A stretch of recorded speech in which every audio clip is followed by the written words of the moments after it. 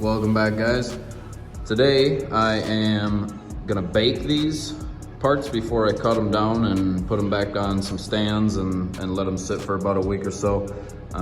These have been sitting in here for a couple days. I'm going to use the infrared light and bake these, and what I'm shooting for is around 140 degrees or so panel temp.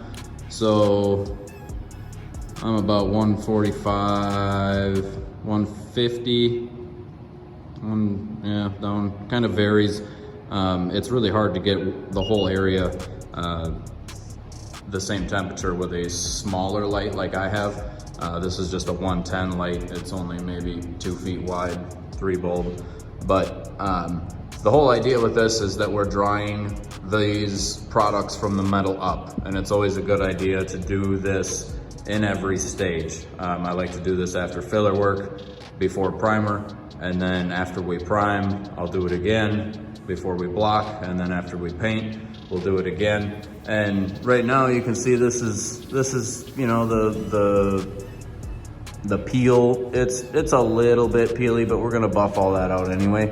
But after we do this whole baking process, when this clear really dries, it's going to be much peelier, and that's okay because we want that clear. The whole idea with this is getting this clear hard, and getting that clear hard is going to allow us to cut it flatter, because you can't sand a rubber ball, if that makes sense. If your clear is soft and you're trying to sand it flat, it's gonna be much more difficult and it's gonna take longer, and you may or may not actually get it flat.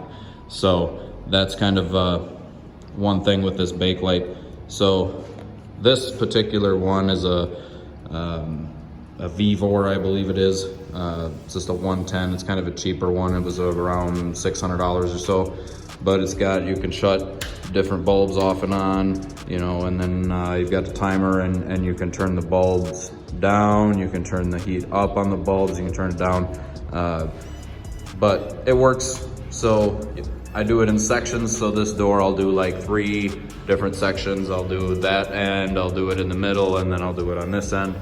And then I'll take these out, I'll cut these down, and we will get them out of the booth and put them back on the stands and whatnot. I'll let them dry for about a week, and then we'll do this again. And then we'll start sanding and buffing. And once this clear is totally dried out, I'll do another video and kind of show you guys how much peelier it gets when it's fully dried. There's a difference between cured and dried.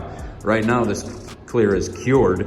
The isocyanates have done their thing, and they're locked, they're out of the equation.